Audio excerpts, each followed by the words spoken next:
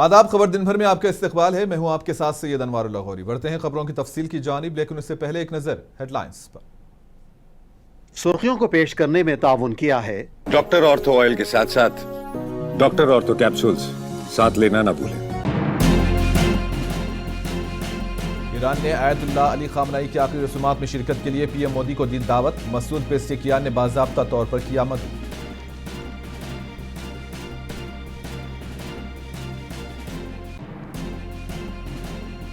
कोलकाता में ज़र तामीर गोदाम अचानक हो गया मुनहदिम। 5 अफराद की हुई मौत, मुतअद्दिद अफराद जख्मी। वज़ीर आला ने जख्मियों की इयादत।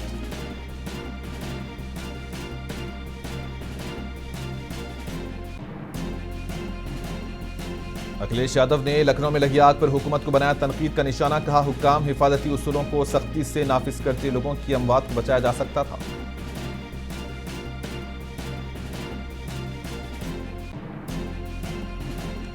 अमेरिकी सीनेट ने ईरान मामले पर अहम करारदाद कर ली मंजूर। सदर को ईरान के खिलाफ मजीद फौजी कार्रवाई से कबल कांग्रेस की मंजूरी लेना होगा लाज़मी।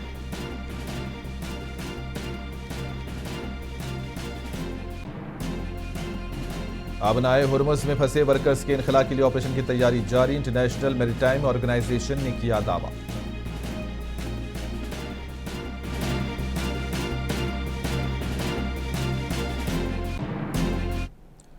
ईरान ने आयतुल्ला अली खामनाई की आखिरी रसूमात में शिरकत के लिए हिंदुस्तानी वज़ीर आज़म नरेंद्र मोदी को मदऊ किया। ज़राए के मुताबिक ईरान के सदर मसूद पेज़ेश्कियान ने वज़ीर आज़म मोदी को शिरकत के लिए बाज़ाब्ता तौर पर मदऊ किया है। आयतुल्ला अली खामनाई 28 फरवरी को अमेरिका और इसराइल के हमले में हलाक हो गए थे। इसके बाद हालात कशीदा होने के सबब खामनाई की आखिरी रसूमात अदा नहीं की गई थी।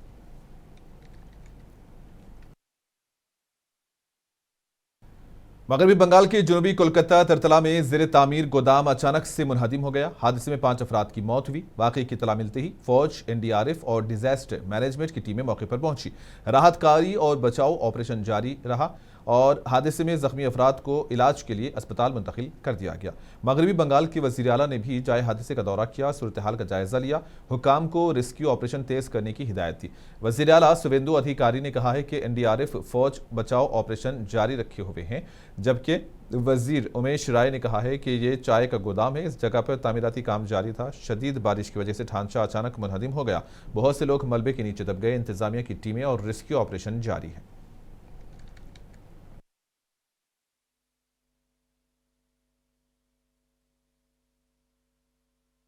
ভালো কাজ হচ্ছে একদম। NDRF, army, state disaster, police, fire, KMC all together working very good.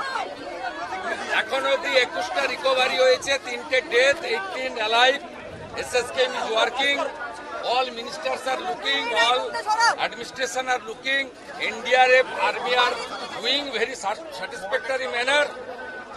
এখনো 1218 জন ভিতরে আছে। কন্ট্যাক্ট হয়ে গেছে আরপিএফ এর সঙ্গে। প্লিজ করবেন না, প্লিজ করবেন না, রেস্কিউতে হেল্প করুন। ये देखिए अचानक से एक ये चाय का गोडाउन है। इस चाय के गोडाउन पर कंस्ट्रक्शन चल रहा था। कंस्ट्रक्शन चलते समय भारी बारिश होने के कारण ये स्ट्रक्चर गिर गया है। इस स्ट्रक्चर में बहुत सारे लोग नीचे दबे हुए थे, जिसमें से हम लोगों ने मगरबी बंगाल के जनूबी कोलकाता में एक ज़ेर तामीर गोदाम के इंहदाम के वज़ीर आला शुवेंदु अधिकारी ने एसएसकेएम अस्पताल पहुंचकर जख्मियों की इयादत की। इस मौके पर वज़ीर आला ने डॉक्टरों और इंतजामिया से जख्मियों के बारे में मालूमात हासिल की और जख्मियों के इलाज पर खुसूसी तवज्जो देने डॉक्टरों को हिदायत दी। वज़ीर आला ने कहा कि ज़्यादातर जख्मियों का ताल्लुक बिहार से है।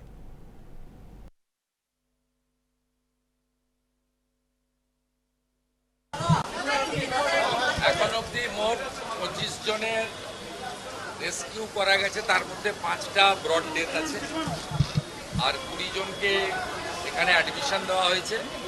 তার মধ্যে 2টো ক্রিটিক্যাল আছে। এখানে স্বাস্থ্যমন্ত্রী, স্বাস্থ্য বিভাগ, ডক্টরসরা তারা চেষ্টা করছেন। 18 জন আউট অফ ডেঞ্জার আছে, 2 জন ক্রিটিক্যাল আছে আর 5টা ডেথ এসছে। ম্যাক্সিমামই বিহার থেকে। ओडिशा के वजीर आला मोहन मांझी ने भुवनेश्वर में 14वें multi agency maritime security group policy meeting का इफ्तिताह किया। इस मौके पर वजीर आला ने कहा कि समंदरी हुदूद की हिफाजत कौमी सलामती के लिए एक इंतहाई अहम है। इन्होंने कहा कि तमाम एजेंसीज के दरमियान बेहतर राबता, जदीद टेक्नोलॉजी का इस्तेमाल और मुश्तरका हिकमत अमली वक्त की ज़रूरत है। वज़ीर आज़म नरेंद्र मोदी की दूरंदेश क़ियादत में मुल्क की बहरी सलामती को मज़ीद मजबूत बनाने के लिए मुसलसिल कोशिशें की जा रही हैं। मीटिंग में 8 से ज़्यादा रियासतों के नुमाइंदे शिरकत कर रहे हैं। स्थान है बंगाल की खाड़ी में हमारे पास लगभग 575 किलोमीटर की तट रेखा है। हमारा राज्य ने ऐतिहासिक रूप से भारत के समुद्री व्यापार और सांस्कृतिक आदान प्रदान के प्रवेश द्वार के रूप में कार्य किया है। हमारी समुद्री विरासत प्राचीन कलिंग की गौरवशाली युग से जुड़ी है। सदियों से साहसी ओडिया नाविकों और व्यापारियों ने समुद्र से यात्रा किए हैं और दक्षिण पूर्व एशिया के साथ संबंध स्थापित किए हैं। इन यात्राओं ने पूरे साउथ ईस्ट एशिया में व्यापार, सांस्कृतिक आदान प्रदान और पीपल टू पीपल कनेक्शन को बढ़ावा दिया। आज भी बाली यात्रा उत्सव हमारा उड़ीसा की समृद्धि विरासत और समुद्र के साथ स्थायी संबंध के एक जीवन प्रतीक के रूप में आज हर साल इसको भी बाली यात्रा के नाम पर आयोजित किया जाता है। समाजवादी पार्टी के सरबराह अखिलेश यादव ने लखनऊ में लगी आग लोगों की मौत पर हुकूमत को तनकीद का निशाना बनाया। इन्होंने कहा कि अगर हुक्काम हिफाजती उसूलों को सख्ती से नाफिज करते तो लखनऊ में लगने वाली आग से होने वाली अमवात से बचाया जा सकता था। टैलीगंज में जो घटना हुई है, सब बच्चों की जान बचाई जा सकती थी, क्योंकि जब अखबारों की रिपोर्ट और लोगों से जानकारी हासिल करते हैं, अगर समय पे पुलिस प्रशासन सरकार ने सुरक्षा नियमों का पालन करवाया होता तो ज्यादातर बच्चों की और वहां जिन्होंने जान खोई सबकी जान बचाई जा सकती थी। जो हादसा हुआ है कोई सामान्य हादसा नहीं है। अगर सरकार पहले ही जाग जाती, जब पहले हादसा हुए हैं, लखनऊ में कोई पहला हादसा नहीं हुआ है। इनके महाकुंभ में न जाने कितनी बार आग लगी, कुंभ के बाद और उसके पहले भी यहीं पर हजरतगंज में एक होटल में आग लगी थी। और याद कीजिए उस समय के अखबार पढ़िए, मैंने उठा करके मंगाए थे। जब होटल में आग लगी तो सरकार ने क्या कहा था, 24 घंटे के अंदर इस पे बुलडोजर चल जाएगा, क्योंकि उनका अपना होटल था इसलिए बुलडोजर नहीं चला। गरीबों को उजाड़ने के लिए आग लग गई कि लगा दी गई। शिवसेना यूबीटी के लीडर अरविंद सावंत और अनिल देसाई ने लोकसभा स्पीकर ओम बिरला से मुलाकात की। इस मौके पर अरविंद सावंत ने कहा कि उन्होंने स्पीकर को आइन की दफात के तहत दरखास्त दी है। इन्होंने कहा कि अगर कोई रुकने पार्लियामेंट इनफरादी तौर पर या ग्रुप की सूरत में दूसरी जमात में जाने का इरादा जाहिर करे तो आइनी तहफ़्फ़ुज़ात को मद्देनजर रखा जाए। 18 जून को भी इस हवाले से एक दरखास्त जमा करवाई गई थी और आज दोबारा इस मामले पर स्पीकर से मुलाकात की गई। आप जानते हो कि शिवसेना उद्धव बालासाहेब ठाकरे पार्टी के हमारे 6 सांसद उन्होंने पार्टी छोड़कर दूसरे पार्टी पे गए हैं। उसके बारे में मैं और अनिल देसाई साहब पिछले हफ्ते आए थे और साहब को निवेदन देकर गए थे। 18 जून को आए थे हम लोग, उस दिन निवेदन देकर गए थे और उस निवेदन में हमने कहा था कि अगर कोई व्यक्ति या सांसद व्यक्तिगत रूप से या गुट करके आपके पास आते हैं और कहते हैं कि हम कहीं जाना चाहते हैं, तो संविधान की रक्षा करने का काम आपकी तरफ से होना चाहिए, इतनी हमारी आपके पास से अपेक्षा है। अब वो लेकर बाद में यह हादसा हुआ तो फिर हमने दोबारा पत्र दिया कि इसके बारे में अगर कुछ हुआ तो हमसे सुनवाई पहले करें। अब दिल्ली के जंतर मंतर पर कॉकरोच जनता पार्टी का धरना 5वें रोज में दाखिल हो गया है। सीजेपी के बानी अभिजीत दीपके ने इलेक्ट्रॉनिक्स और इंफॉर्मेशन टेक्नोलॉजी की वजारत मेटी की एक कमेटी के सामने पेश होकर अपने एक्स अकाउंट को ब्लॉक किए जाने के मामले पर मौक़िफ़ पेश किया। दीपके ने कहा है कि हुक्काम ने अकाउंट ब्लॉक करने की वजूहात वाज़ेह नहीं की है, मुतल्लिका हुक्मनामा दिखाने से भी इनकार कर दिया है। ये मीटिंग से आ रहा हूँ। जो रिव्यू मीटिंग थी, हमारा जो अकाउंट विथ होल्ड किया गया था, इंडिया में बैन किया गया था कॉकरोच जनता पार्टी का, तो उसमें मैंने उनसे पूछा कि ब्लॉकिंग ऑर्डर दिखा दीजिए। उन्होंने कहा नहीं दिखा सकते, कॉन्फिडेंशियल है। तो मैंने पूछा कोई एक ट्वीट बता दीजिए जो प्रॉब्लमेटिक आपको लग रहा हो, तो उन्होंने कहा वो भी नहीं बता सकते, कॉन्फिडेंशियल है। तो मतलब कोई रीज़न नहीं दिया जा रहा है, कुछ बताया नहीं जा रहा है, सारी चीज़ें कॉन्फिडेंशियल है ऐसा बताया जा रहा है। तो बताइए, तो अगर अकाउंट बैन किया है तो क्या वजह है, ये तो बताइए, वजह क्यों छुपा रहे हो। और दूसरी चीज़, अगर इतना ही कॉन्फिडेंशियल रखना है सारा, तो नीट का पेपर लीक भी कॉन्फिडेंशियल रखते, लीक नहीं होता। जो अकाउंट सोशल मीडिया पर हम चला रहे हैं, जहाँ पर हम देश के युवाओं की बात कर रहे हैं, नीट में जिन बच्चों ने सुसाइड करी उनके जस्टिस के लिए जिसकी हम बात कर रहे हैं, उसको आप ब्लॉक कर रहे हो और आप कह रहे हो सारी चीज़ें कॉन्फिडेंशियल है, बता नहीं सकते, क्यों ब्लॉक कर रहे हो। तो इतना ही कॉन्फिडेंशियलिटी आप रख देते नीट के पेपर में भी, बच्चों की सुसाइड नहीं होती। गुजरात की अहमदाबाद पुलिस ने रेडी अन्ना प्लेटफॉर्म से मुंसलिक एक रैकेट को बेनकाब करके गैर कानूनी ऑनलाइन बेटिंग नेटवर्क्स के खिलाफ एक अहम कामयाबी हासिल की है। नारायणपुरा पुलिस सर्वेलेंस टीम ने तकनीकी तज्जिया और इंटेलिजेंस मालूमात की बुनियाद पर कामयाब ऑपरेशन किया। इस मामले में 5 मुलजिमीन को गिरफ्तार किया। तहकीकात में जारी शनाख्त 1 से ज्यादा बैंक अकाउंट्स और डिजिटल टूल्स का गैर कानूनी तरीके से सट्टेबाजी के लेन देन में सहूलत फराहम करने का इंकशाफ हुआ है और पुलिस ने इलेक्ट्रॉनिक आलात और मालियाती रिकॉर्ड को जब्त किया है। मजीद तहकीकात जारी है।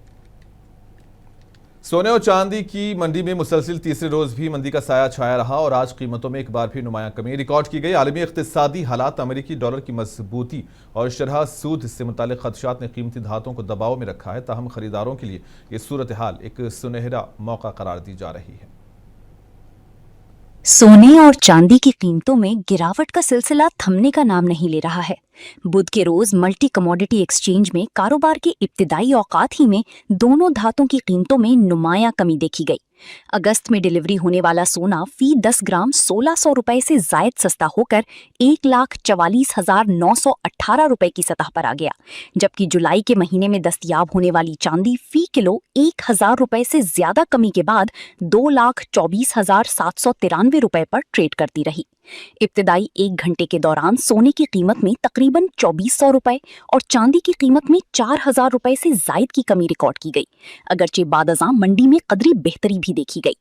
काबिले जिक्र बात यह है कि रवां हफ्ते के आगाज से ही कीमती धातों की कीमतें मुसलसल दबाव का शिकार हैं और पीर और मंगल को भी सोना और चांदी मंदी की लपेट में रहे।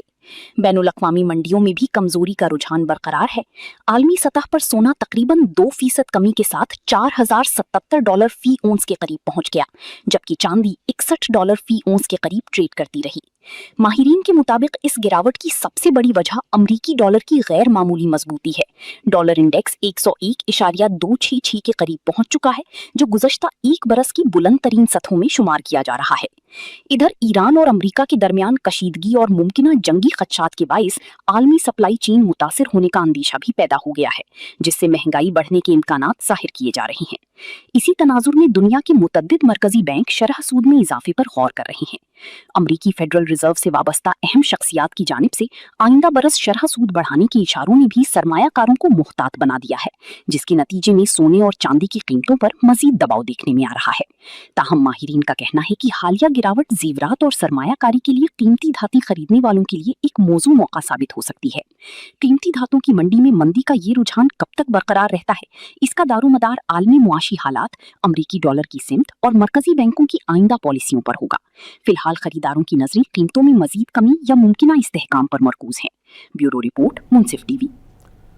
अक़वाम मुत्तहिदा की सलामती कौंसिल के गैर रस्मी इजलास में हिंदुस्तान और पाकिस्तान के दरमियान जम्मू कश्मीर के मामले पर एक बार फिर लफ्जी महाज़ाराई देखने में आई है। हिंदुस्तान ने पाकिस्तान की जानिब से कश्मीर से मुताल्लिक़ बयान को गैर ज़रूरी और नामुनासिब करार देते हुए सख्त रद्द-ए-अमल का इजहार किया है। अक़वाम मुत्तहिदा में हिंदुस्तान के मुस्तकिल नुमाइंदे प्रावथा नेनी हरीश ने कहा कि जम्मू कश्मीर हिंदुस्तान का अंदरूनी मामला है और हमेशा हिंदुस्तान का अटूट हिस्सा रहेगा। इन्होंने एक बार फिर वाज़ेह किया है कि जम्मू कश्मीर को मुकम्मल तौर पर अपना दाखिली मामला समझता है और किसी तीसरे फरीक की सालसी कबूल नहीं करेगा।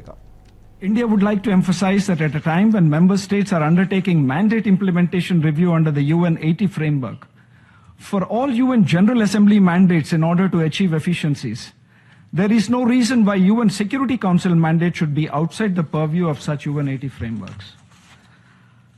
Co-chairs, I also refer to the unwarranted remarks made by the representative of Pakistan. It is incredible that a co-chair expected to be balanced. अमेरिकी सदर डोनाल्ड ट्रंप ने दावा किया है कि ईरान ने अमेरिका को यकीन दहानी कराई है कि आबनाए हुर्मुज से गुजरने वाली बहरी जहाज़ों पर कोई टोल्स और इंश्योरेंस अखराजात आयद नहीं किए जाएंगे। सदर ट्रंप के मुताबिक ये एक अहम पेशरफ्त है जो आलमी बहरी तिजारत के लिए मुस्बत साबित हो सकती है।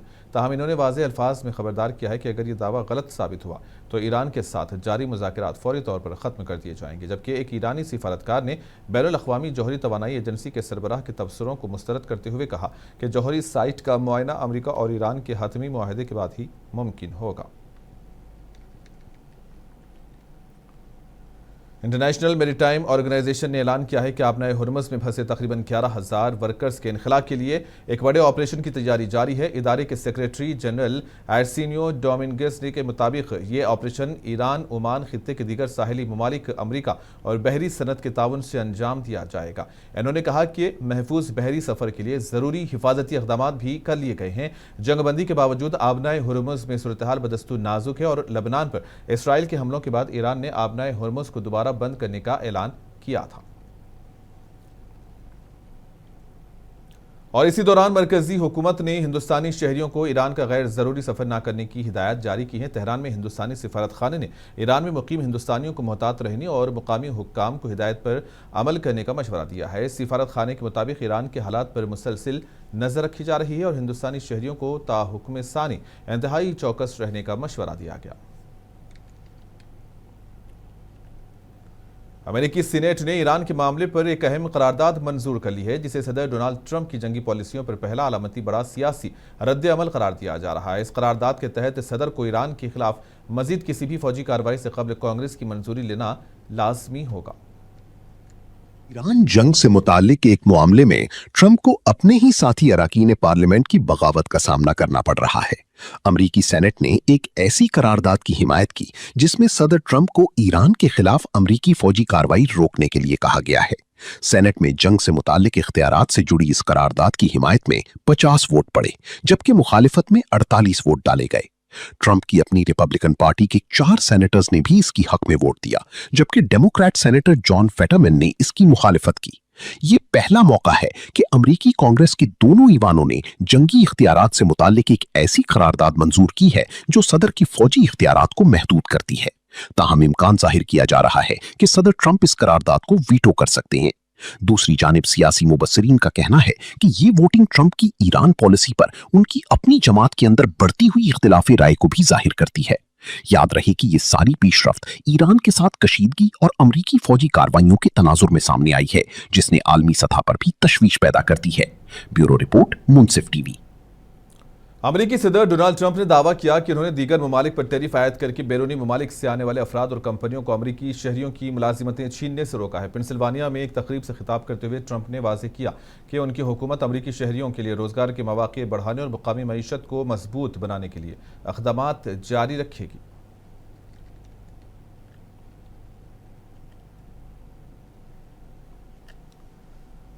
मशरिक़ वस्ता की सूरत हाल पर अमरीका ने एक बार फिर ईरान और इसके इत्तेहादी ग्रुपों के हवाले से सख्त मौक़िफ़ इख्तियार किया है। अमरीकी वज़ीर ख़ारिजा मार्को रूबियो का कहना है कि लबनान का मामला ईरान से अलग है और वाशिंगटन इस हवाले से लबनानी हुकूमत के साथ मुज़ाकरात करेगा, जबकि ईरान से हिज़्बुल्लाह की हिमायत और सरपरस्ती पर भी बातचीत की जाएगी। तो दूसरी जानिब ईरानी पार्लियामेंट के स्पीकर मोहम्मद बाक़िर खालिबाफ ने कहा है कि लबनान में जंग का खात्मा ईरान में जंग के खात्मे जितना ही अहम है।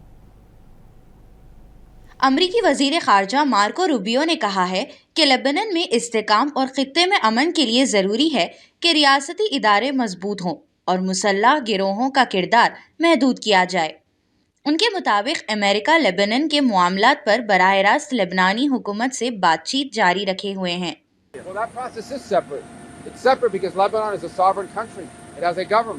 And when it comes to Lebanon and what's happening inside of Lebanon, we're going to negotiate and deal directly with the Lebanese government. I spoke to President Ayoun along with the Vice President a few moments ago, spoke to him on Friday. Their people are there now on the ground directly.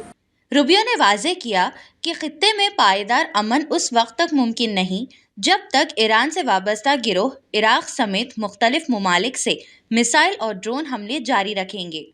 उनका कहना था कि Iran को अपनी इनकलाबी सोच में तब्दीली लानी होगी ताकि इलाक़ाई सलामती और सिफारती कोशिशों को मुस्तहकम बनाया जा सके। If its leadership makes a decision that they want to be a country instead of a revolutionary movement that exports terror, they're going to have an opportunity to do incredible things in Iran. I'm not promising you that that's the choice they're going to make. I'm saying if that's the choice that they make, then there will be opportunities, and those opportunities could include investment, as you've seen other countries in this region benefit from investment, from foreign direct investment. अमरीकी मौक़िफ़ ऐसे वक्त में सामने आया है जब Iran और Israel के दरमियान हालिया कशीदगी के बाद खित्ते में सीज़ फायर को बरकरार रखने की कोशिशें जारी है। दूसरी जानिब ईरान बारहा ये मौक़िफ़ इख्तियार करता रहा है कि खित्ते के मज़ामती गिरोह आज़ादाना फ़ैसले करते हैं।